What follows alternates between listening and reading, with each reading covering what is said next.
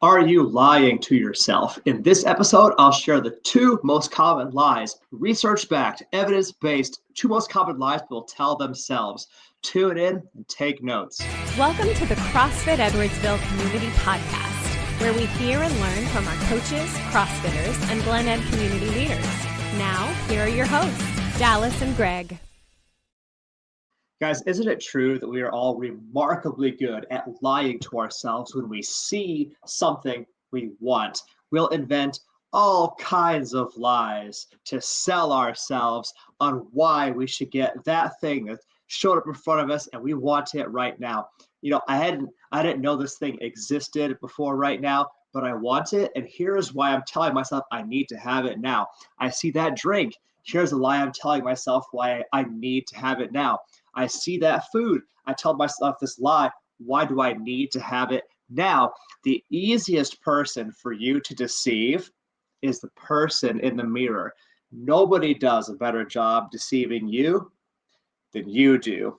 And in this today's world, we're taught, we hear that the worst thing in the world is to feel bad about yourself. Again, I'll say that like in today's world, there's a common perception that the worst thing in the world that could happen is for you to feel bad about yourself. But I'm going to propose that what is actually worse than that is not doing anything about the thing that makes you feel bad about yourself, not doing anything about the problem that you are acutely aware is present. See, lying to yourself enables you to stay stuck with whatever problem you have. In this episode, I want to share with you guys a really interesting study, and a lot of the content for this podcast is something that was inspired in me by Andy Stanley, my favorite pastor, and his talking series about leading yourself well, how to be a good leader of you so you can be a good leader of others. And he cited this really interesting study, which outlined, it was an actual research study about the two things people lie to themselves about the most often. And those two things that people lie to themselves about the most often about, number one, how much they eat, and number two, how much they exercise. I'll say it again. The two most common lies people tell themselves. Number one is a lie about how much they actually eat. And number two, how much exercise they actually do. How interesting is that?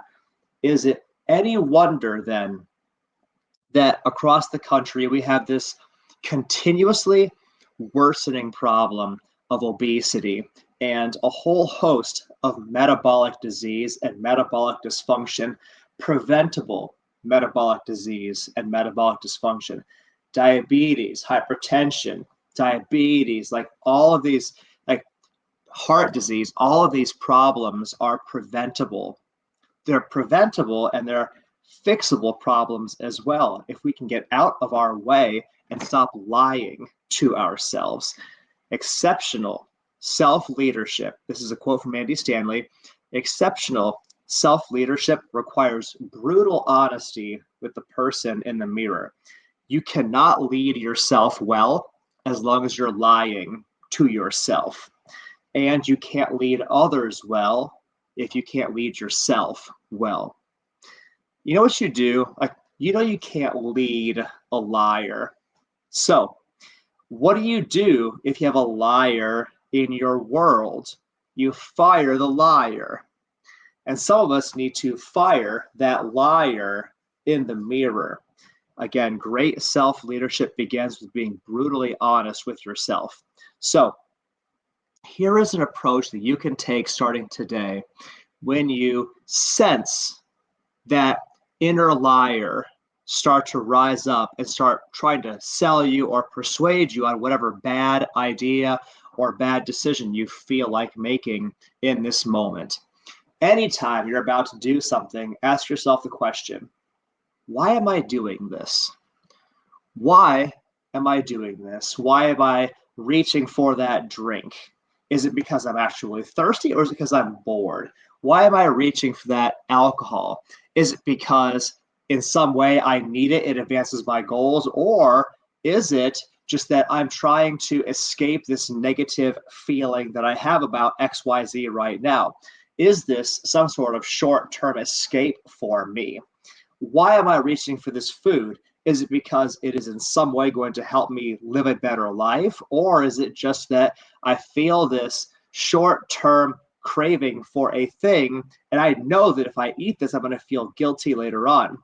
And then, am I just eating because I'm bored? Am I eating because I'm stressed? Am I eating because I'm angry at somebody? Am I eating because I'm angry at myself and I'm acting out against me in a weird way? And then once you've asked yourself the question, why am I doing this really? A good follow-up question is, no, really, why am I doing this? Is it because I'm trying to escape a negative feeling? Is it because I'm self-sabotaging for some reason? Is it because maybe I feel like I don't deserve to succeed?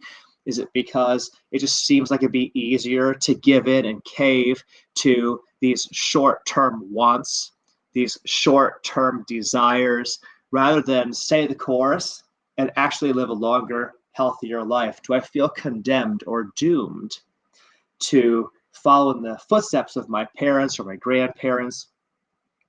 No, really. Why am I doing this? That question is wonderfully illuminating and can help you to identify and preemptively strike at a bad decision before you make it. And we hope that you do. Anyway, we just wanted to give you guys some frameworks to use when you're making a decision, before you make a decision.